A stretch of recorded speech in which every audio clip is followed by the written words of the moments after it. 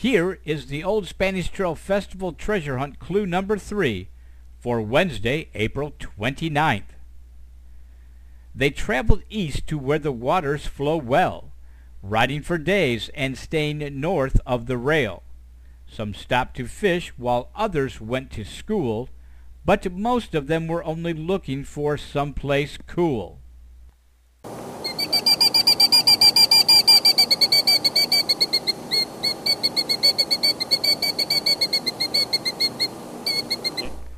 Could this federally protected bird interfere with this year's Old Spanish Trail Festival? Find out now on the cvctv local news channel.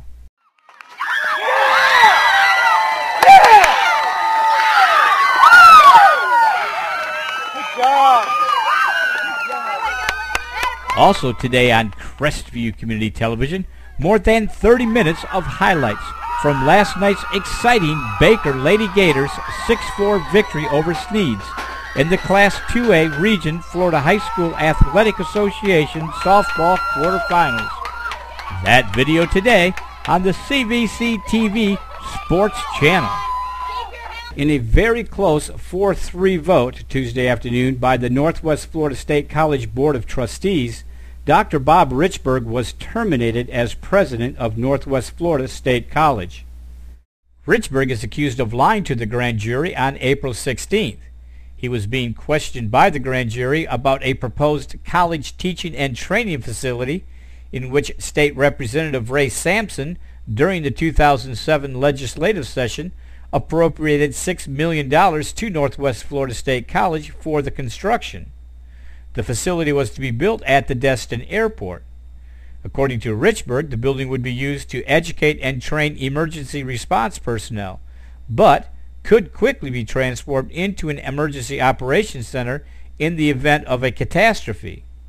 And so Representative Sampson called me 3 days before the legislature ended, and he began the conversation something along these lines. Dr. Richburg, could you operate a year-round training facility in Destin for emergency responders that could be made available to the city of Destin in times of a natural disaster? And if you can, we can fund that project. Well, ladies and gentlemen, how many ways can you say yes? The Leon County Grand Jury concluded, following Richburg and Sampson's testimony Thursday, that the proposed education and training facility was nothing more than an airplane hangar built for Destin developer Jay Odom. Richburg and Sampson are accused of acting together with Odom to secure the $6 million state school construction funds for the project. Richburg was charged with perjury after he allegedly told grand jurors the proposed college building was not designed as a hangar, and there had been no discussion with Odom about the project after state funding was obtained to build it. According to a Northwest Florida State College spokesperson, Richburg is placing himself on unpaid leave as of Monday. Northwest Florida State College Senior Vice President Jill White will take over as president in Richburg's absence. The College Board of Trustees is expected to hold an emergency meeting to discuss Richburg's arrest. Stay tuned to Crestview Community Television, as we will air again this week in its entirety Dr. Richburg's very candid February 17th discussion of the construction project and his explanation to the Kiwanians of the events leading up to his and State Representative Sampson's indictments.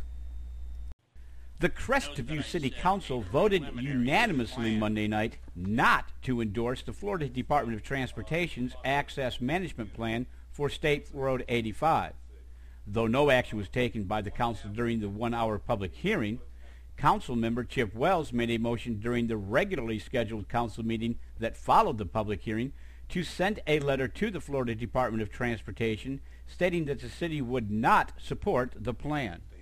If they want us to adopt this plan, I am totally against that. What I would like to see is, and I'll go ahead and make the motion now if I may, that we send an official letter from the city of Crestview, signed by the mayor and the president of the council, to DOT that we indeed held the public hearing.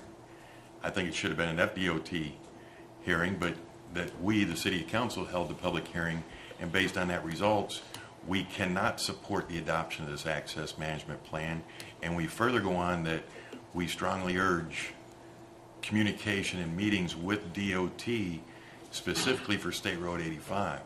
We've met in the past about bypasses.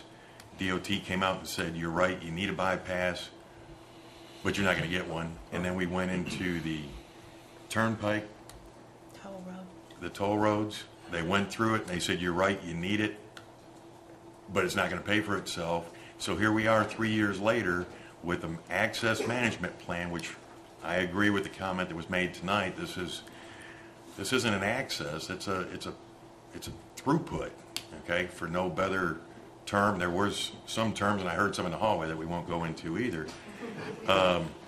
No, we need DOT official presence here.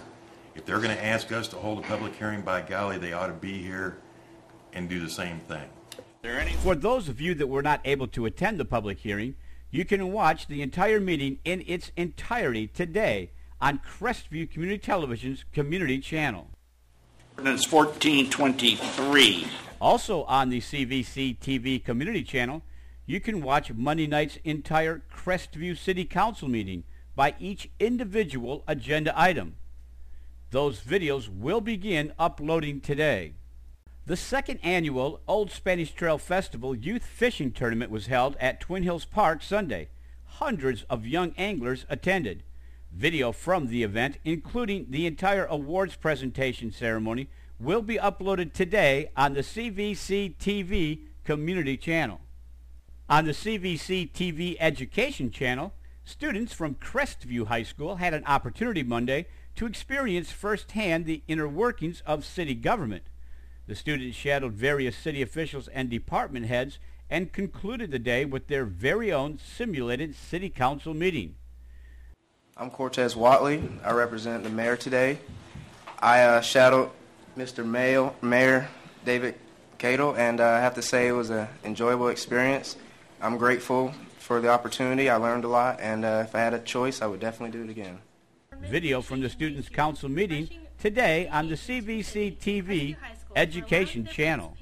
In other news, a joint public memorial and a viewing will be held Wednesday night at the Crestview Community Center from 5 p.m. until 8 p.m. for the two Okaloosa County deputies that tragically lost their lives in the line of duty